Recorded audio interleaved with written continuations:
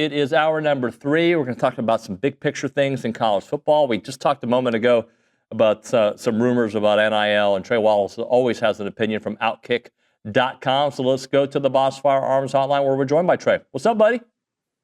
Brother, it's good to see you, man. A little bit of a busy time down there in College Station, all this portal and recruiting and all this nonsense going on, right? Yeah, man. So I just did a segment a moment ago on, there's rumors online, and I hate commenting on rumors about Ryan Williams maybe going in the portal. They're rumors at this point. But if Ryan Williams is going to go in the portal, a player like Ryan Williams, who seemed to be happy and thriving at a program, I don't like that players, if they're happy, are just going to be enticed by agents because, hey, I can triple your salary. And I'm talking out of both sides of my mouth when I say that, Trey, because I feel like you should be able to make as much money as possible. But I don't love the idea of people who are happy who aren't even thinking about being the portal. And I don't know if he is, but just guys like that, they're like, okay, I guess I'll try it, see what I can make. I don't like that for the game of college football. Yeah, so that's the problem that we're running into right now, David, and I've spoken with a bunch of NIL agents. Some of them, I use that term lightly, over the last month and a half, 2 months. And what you're starting to see, David, is these players don't even know they're being shopped around. And so when it gets down to it, so what happens is let's just say Ryan Williams, for instance.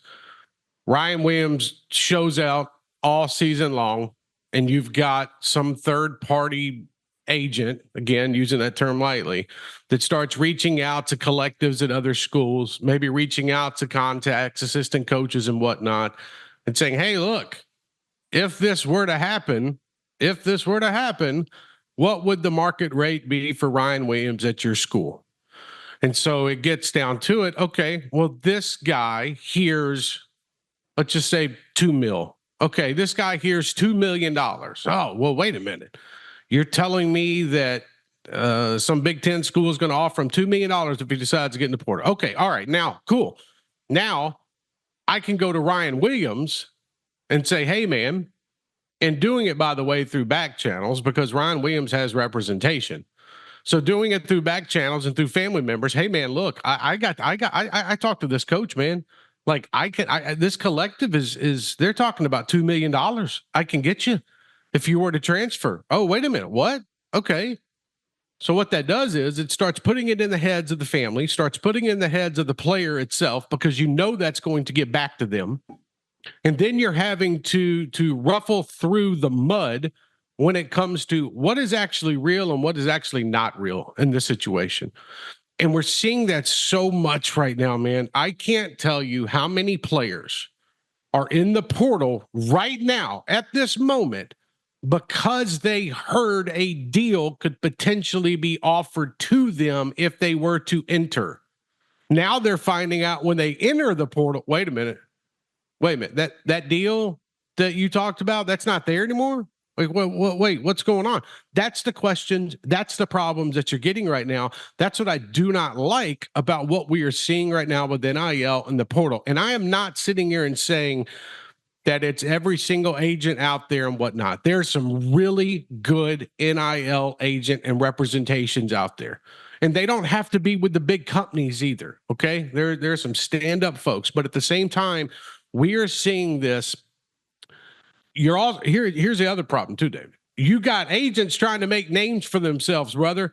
So they go and they try to find these deals. Wait a minute, I'm going to become a big NIL agent. So let me go out here and shop this player around and try to get the biggest sum for him. And then I go back to him. Wait a minute, I'm going to represent him now. That's what it's coming down to. And when you sign with an agency or whatnot, whoever that might be, whatever the, WME agency or CAA, whoever, Rosenhouse, doesn't matter. When you have these big companies, it's their job to find out what the market is for you if you were deciding. Even if you're not going into the portal, it's still their job to figure out how much you are worth, because that's leverage with the current school that they're at. And there's no way of getting around it. That's where we're at right now. Even if Ryan Williams is not wanting to leave Alabama, he can still go back and say, well, wait a minute, this school is offering me this much money. Can you guys get into the ballpark? And some can't. Look, Some kids don't want to deal with it. Some of these kids are just, they're cool with what they're getting. They're fine. Okay, I'm getting $1.5 million. I'm getting $1 million to play. Okay, I'm fine. I don't want to pick up and pack my bags and go to a new school for a year or two and be done with it. But the problem is we're seeing a lot of outliers right now that are causing a ruckus in college football. And these coaches, these collectives, these athletic departments, they are so sick of it. And what I tell them is, you think it's bad now? Wait till revenue sharing starts. Wait till revenue sharing starts, and then a school is going to offer you a certain amount of money, which is going to come from the school itself. But then you're going to have other institutions come out and say, well, wait a minute, we can give you this much. So then you're going to have bidding wars between schools. It's not going to be agents. It's going to be Alabama versus A&M for a kid. And I'm not, and I know people think, well, wait a minute, that happens all the time. No, it doesn't. You don't have athletic departments getting into bidding wars with their colleagues at other schools. That's what we're heading towards with revenue sharing. And you know what? I think we're at a point right now is you thought you'd seen it all when it comes to NIL and this stuff, buddy. You haven't seen anything yet.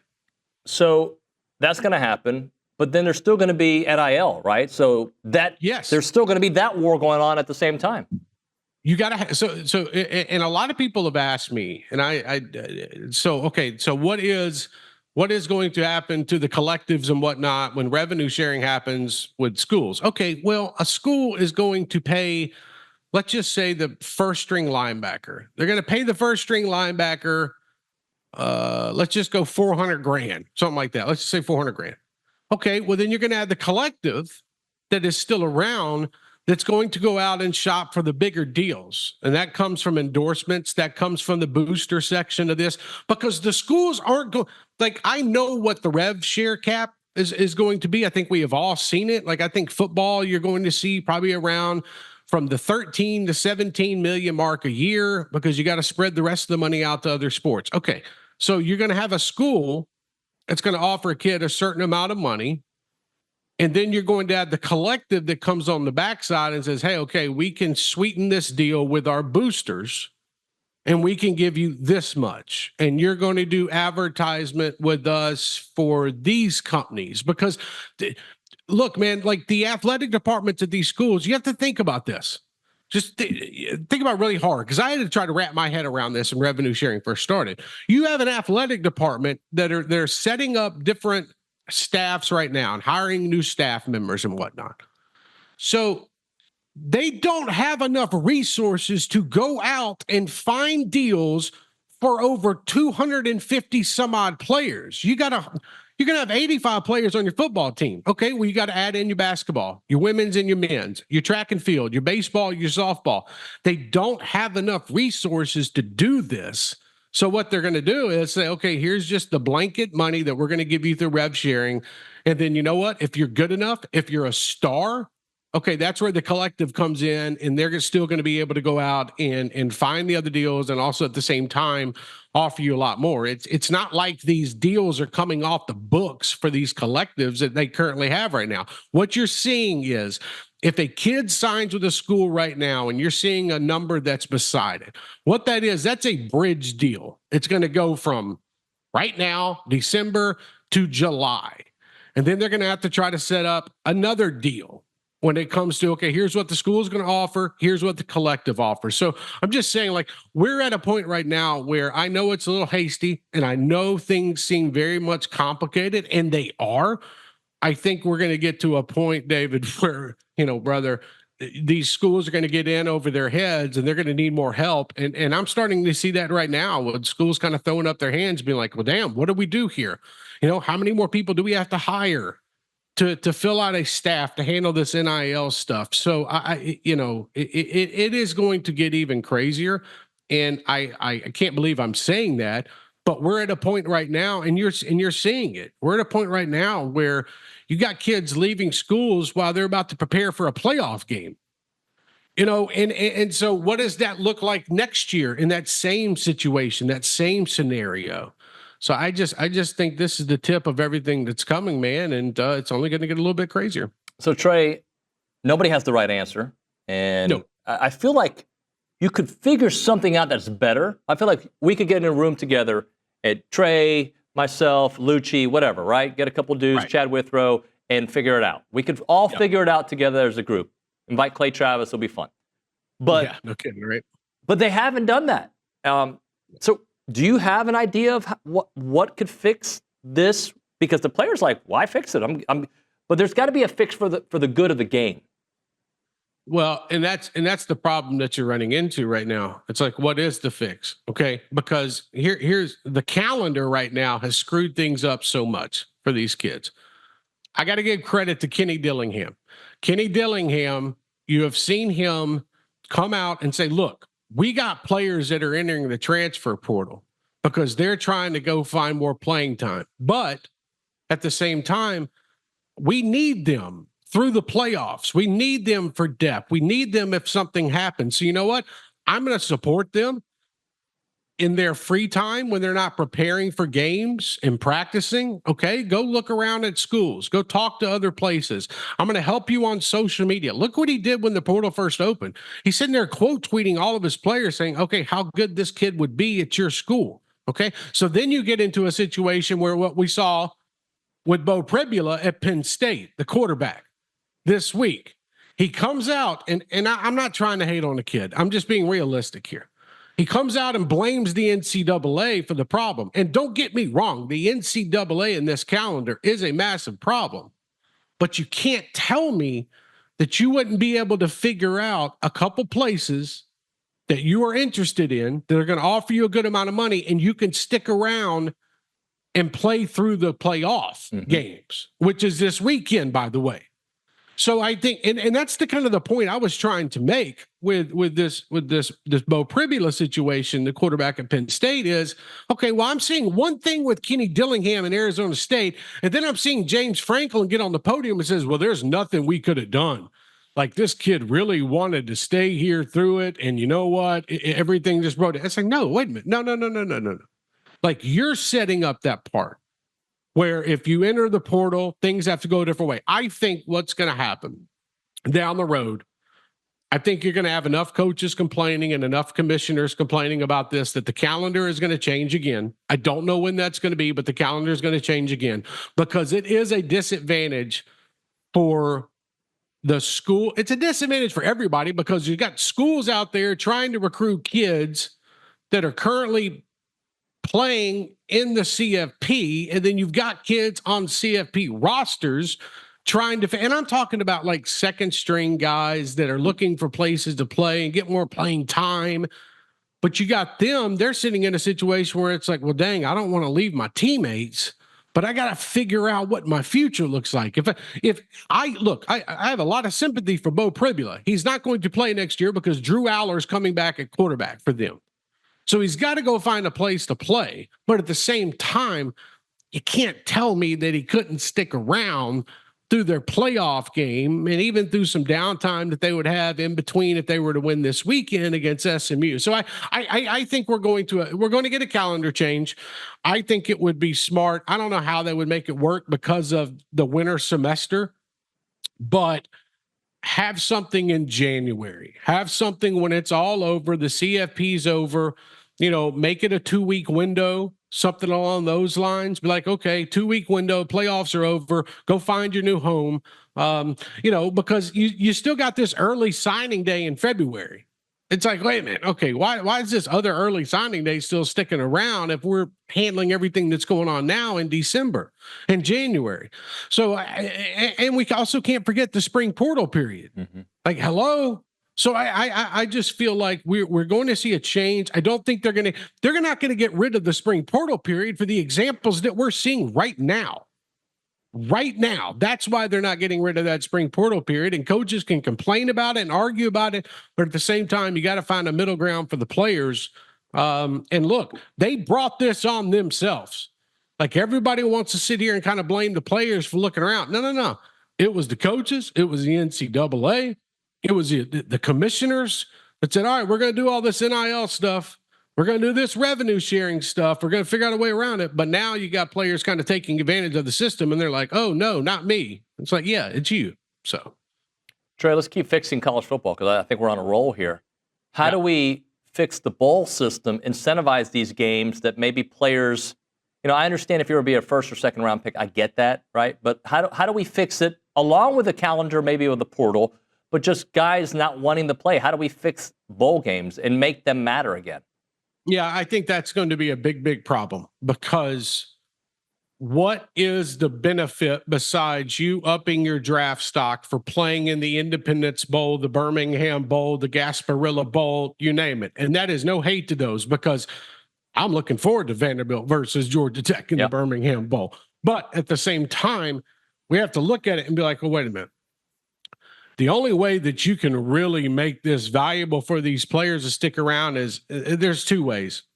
One is if the players are just so bought into the system and they want to go out with their teammates and they want to play. And I know that's a lot saying when you've got money on the line as well.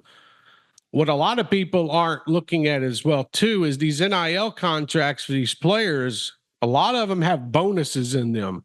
If you go play in that bowl game, you're going to get a one-time bonus to go play in that bowl game, or it's in your NIL contract.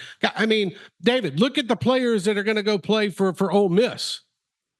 You got Jackson that's going to go play, Dart. You got Walter and Nolan. I could go on and on and on with these guys, and they're going to go play in the bowl game.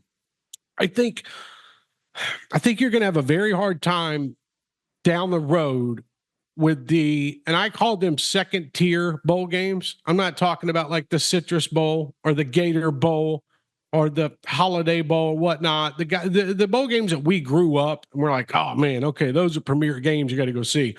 But at the same time, I think, the risk of injury is so much there in these situations, David, that I don't think it's worth it for some of these kids. I really don't. Like, if you're not playing for a college football playoff spot or a championship, or you're in the tournament, what is the real benefit for you going to play in one of these bowl games? There's not really one, unless you are incentivized to go play. Okay, I'm going to make another $100,000 to go play in this bowl game. Okay, yeah, I'll go play. I'll make sure that I have an insurance waiver signed and filled out and all that stuff. Or if I get hurt, at least I'm taken care of in the short term. Long term will be screwed up. But I think, the problem is that we've made such a big deal out of the CFP, which it is, by the way, that you've downgraded the other ones, which comes with the territory. So, I think some of them will survive down the road. And let's be honest, ESPN owns most of these bowl games, okay? This is television revenue for them. They're going to do everything they can. Okay, if you're making money off these games, if you're getting ratings and you're selling commercials and you're doing this, and this, and I'm talking about ESPN in this situation, okay, you better incentivize these players to play in that game. If not, you're going to see a bunch of second and third stringers out there that are just getting playing time and getting prepared for 2025. That's where it's got to come into. It can't just be on the schools, man. It's got to be on the networks to say, all right, if we're going to have Jackson Dart out here with Lane Kiffin in a bowl game and they're going to play, well, damn, we need to pay Jackson Dart a little bit of money to go out there and risk injury before the draft comes up in 4 or 5 months.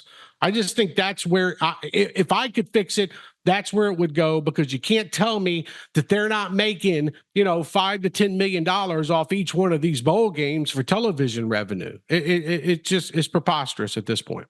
All right, Trey, we're going to keep it going because I'm going super long on this segment. I see that you're against Cam Ward's thought of adding 16 to 24 teams in the playoffs. Do you like the number at 12? I like the number at 12 or 14. Okay. 16, 24, man, that can't tell me there's 24 teams out there that are good enough to be a national champion. You can't, I'm sorry. Like, you have to draw the line somewhere. I get what's going on here. You give more opportunities for teams to get in, and then you would have to set up double buys. And then hell, we're talking about an NFL schedule, man. We're talking about 18 games in a season. Okay, well, 18 games means you're going to have to pay these players a hell of a lot more money. You're going to have a situation where the bowl games and ESPN and the CFP, well, they're going to be making more money. But at the same time, is Missouri good enough to go win a national championship right now where they're ranked? No. Missouri would get run off the field by some of these teams. And that's not a shot at Missouri. I'm just being honest and realistic here about where they're ranked at. You know, is Army good enough? Well, Army's in the top 25. I know they got beat this past weekend, but they're in the top 25. So if we go to 24 teams, they'd have a shot to get in. No, man, it would be a wasted game. I just feel like you're getting to a point where I get it. It's all about expansion. And I do think by 26, it's probably going to be 14 teams. Like, I think they agreed to it by like 26. Does it go into place there? We'll see. I think it'll be 14 teams. And that's fine. You're giving what, 2 more double buys pretty much at the end of the day, or just a buy in general. I think that would work. But I think, I think Cam Ward, I don't know what Cam Ward was thinking when he said something like that, but he was probably set up with the question, hey, how many more teams do you think need to be in that situation? I just think it's too much. And I think if we start going down the basketball route, you see how many teams are in the basketball tournament. They're wanting to expand that now. Well, how much more expansion y'all want, man? Like, if we get 14 teams, okay, there are 14 teams that are good enough to win a national championship. I think that would be the case this year. I think we do have 12 teams in this country that are good enough to win a national championship this year. But if you'd have told me in 2024 that with the top 25 rankings where they're at right now, that we have a 2014 playoff, there are not 24 deserving teams. And we're not going to be able to say that every year. This has been one of those years where we don't know who's going to win the national championship. And some years we know who the top 4 teams are in the country, and they're bulldozing others. And we know that, it's like Georgia, they boat raced TCU. Like, we knew Georgia was that good at that point. We knew Michigan was good last season and was most likely going to win a title because of the talent that they had. You just can't tell me that there's that many teams out there that are good enough and should get a shot at a national championship, because then you're going to throw in teams with 4 losses, and it's like, oh, wait a minute, 4 losses and you're going to be a national champion? You're diminishing the value of a national championship by doing that. All right, I was going to let you go, but I'll ask this. What's gotten real quiet is the SEC and Big Ten breaking away to start their own league. That we haven't heard that in a while. Do you think we're done with those talks?